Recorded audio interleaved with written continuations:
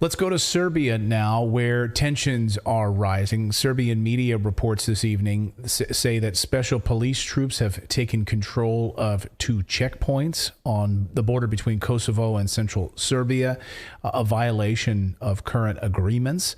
Russia says they are alarmed at this aggression and say that the West is pushing for a direct conflict in Serbia. For more on that, we want to bring in Serbian journalist Tesa Tesanovic, who is joining us from Belgrade, Serbia. Tesa, great to have you here on the show from one of my favorite cities in the world. Can you bring us up to speed on what happened specifically on these checkpoints? But it sounds like there's a ratcheting up of tensions over the past few days. Well, thanks for having me in your show. What we have been witnessing in these days is basically the breakdown of the mutual agreements between the government of Serbia and the government of so-called Kosovo that were signed in Brussels in 2014. These agreements were part of the European Union effort to normalize the relations between the Kosovo and Serbia in order to bring and integrate this whole region into the Euro-Atlantic political sphere. Those agreements came at a cost from Serbian side. Serbia has decided to give up on the so-called parallel structures in Kosovo, how the Western media call them, and that means the state institutions that were controlled by the Serbian central government in the territory of Kosovo. In return, the government in Pristina was supposed to found the so-called the Union of the Serb Municipalities. That would be some kind of a Serbian autonomy within Kosovo. But so far, ever since 2014, there was a standstill on that point. Nothing was done. Pristina is refusing to implement its part of those mutual agreements. And now there is a disagreement regarding the license, car registration license plates. The reason why the Albanian side from Pristina doesn't want to implement the points of the mutual agreement that were kind of a compromise from this side is because they want to save those as a pressure point towards Belgrade. And I think that the reason why is this going on now is not coincidental. It's connected to the, as you know yourself, to the spillover effects of the war in Ukraine and to the fact that Serbia hasn't imposed sanctions on the Russian Federation. So that's really interesting. So yes, Serbia, anyone who's been watching for our show for any length of time knows that we've been following this very closely, what's been happening in Russia. And Serbia, of course, has taken a very, I want to say, neutral position. I don't know if that's the right word, but they are not implementing sanctions despite what Germany has wanted. I mean, heck, Chancellor Olaf Scholz flew to Serbia to meet with Serbian President Vučić and basically say, we want you to implement sanctions against Russia. They said no. Instead, they've made gas deals with Vladimir Putin to make sure that the Serbian people are taken care of during this winter, which we've praised here on this show, saying, wow, imagine that, someone taking care of their own people during these times. You see what's happening throughout the rest of Europe. And so do you think that this is sort of NATO retribution, picking on Serbia, forcing Serbia's hand here because they will not implement sanctions against Russia? Yeah, of course, it's a part of the hybrid warfare against the countries that have their own sovereign will and that are pursuing their own foreign policy and not just following blindly the orders of Washington. And as a part of the so-called the part of the pressure, they have the so-called strategy of the tension. As you know yourself, they will create these small incidents. What I have to say to the audience, this thing might be solved in a day or two, and I believe it will be solved in a day or two. Because the goal of the West at this point, and by West I mean the deep state, isn't really to create an armed conflict. It is just to set up this micro conflict and then to position itself as an arbitrator, as someone who is in a position of power to solve it. And by creating these micro conflicts, you're basically moving the so-called overtone window of the acceptance of the certain facts, of how much aggression you can use, how much diplomatic pressure you can apply, what the other side is allowed to do in a diplomatic terms.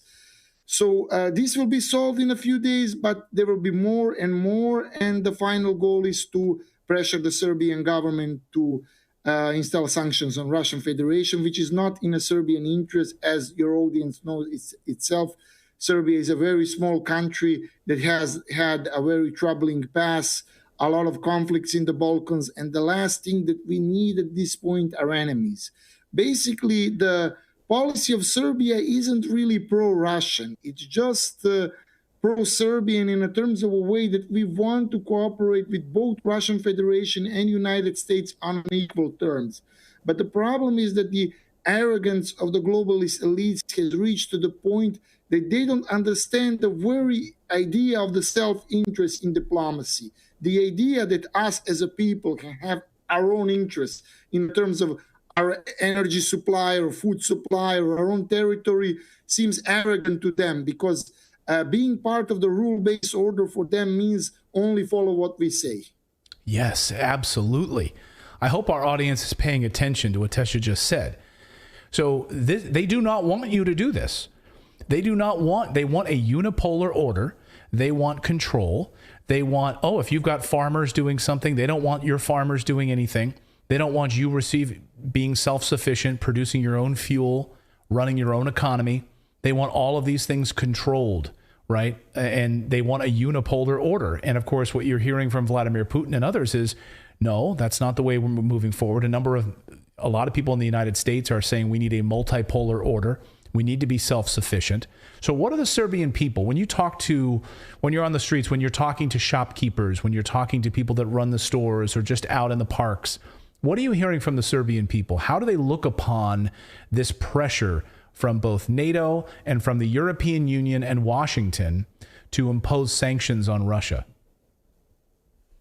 Well, they're very negative towards that idea. I believe that like 80% of the people are against sanctions. Why? Because as a nation, we have experienced the sanctions in the 90s, and we ourselves, regardless of our friendship with the Russian people, know how unfair the international sanctions are. And usually those sanctions, even if they really wanted to sanction Russia, they won't hit really their enemy, the Russian elites. It's usually the ordinary people who are suffering. So us being for sanctions would mean that we haven't learned anything from the 90s. And what our lesson from the 90s was that all of the conflicts should be solved through diplomacy and not through war and through sanctions. And that's basically what the ordinary shopkeepers think. They think that there should be some kind of negotiations and there should be a diplomatic peace deal resolving the crisis in Ukraine. But the problem is that, as you know yourself, the deep state doesn't want it. Being anti-war at this point is, a very extremist worldview in the West. Right. A bunch of our viewers were asking us to cover the Serbian drone story. Serbia, of course, shooting down drones, plural, not quite clear about that. So an unmanned aerial vehicle shot down in the town of Raska, near Kosovo.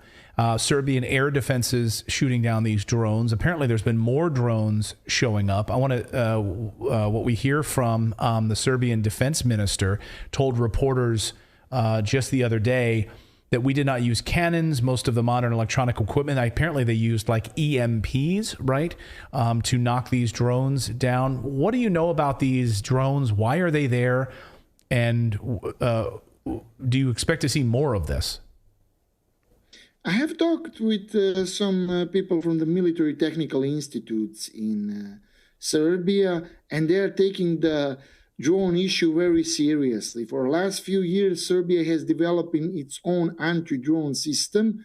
But really, the game changer when it comes to drone was a conflict in Azerbaijan. That's what all of the other regional countries have realized, that you must have drones, and the drones are at this point, as we see now with the war in Ukraine, a game changer on battlefield. So Serbia is putting a lot of money into the research and development of new drones.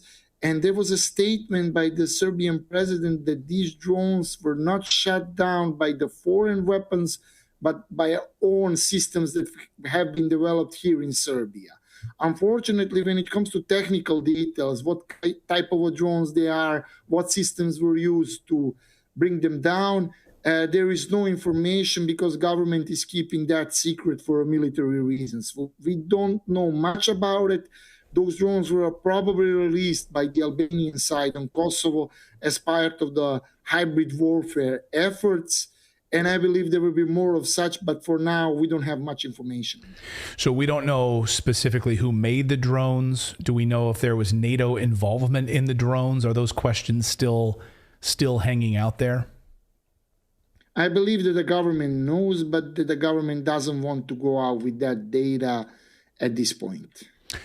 Before we get you out of here, I just want to find out about how the Serbian people are doing right now. Obviously, we see Europe, the rest of Europe, suffering right now with high energy prices, being told by their governments to turn down the heat. It's getting cold. How are the Serbian people doing with their own energy this coming winter? Well, so far so good. I mean, like most of the like all of the European countries, we had big inflation. The prices are going up. When it comes to the price of the energy, of the gas and electricity and the heating, prices are like 5% up or something like that. But the government has officially announced that they will hike the prices, but not for too much. Serbia has its own energy sources. It has its own deals with the Russian Federation regarding the gas supply. We have a privileged price of the gas. I believe that we will get through this winter without any kind of blackouts or electricity cuts. It will, of course, have its price. You know, we will probably lose $1 billion or $2 billion in debt that we will have to pay for that extra electricity and gas that we will need this year. But the situation here isn't that bad as it is in some of the other European countries. Tesa Tesanovic, Serbian journalist joining us from Belgrade. We appreciate you joining us. Thank you for your fantastic insights into what's happening there. We will have you back on real soon. Thank you so much, Tesa. Thanks a lot. A pleasure for being here. Thanks to Tesa, and a lot of people in the chat saying, yeah, you know, Serbia has a lot of experience with NATO. 1999, they certainly remember the involvement. Not too keen on returning to that anytime soon. So our thanks to Tesa, and we continue to watch what happens in Serbia. To all of our Serbian viewers, thank you so much. And why it's so important to have on independent journalists like Tesa and the other journalists that we feature here on the show. I just think outside of the mainstream media, you just are not going to see. I was just reading some of the comments on our Haiti coverage over the past few days, and I was just touched, and much love to all of you for your kind words. You're saying, one person said, I was watching the BBC all day, and I didn't see one mention of what's going on in Haiti. Nothing. Not on CNN, nowhere. So, you know, when you're able to support independent journalists, we want to support as many independent journalists who are doing great work like Tesa on this show. That's what this show is all about, giving independent voices, cutting through all of the mainstream media garbage and lies to bring you the truth. That's our goal here on this show.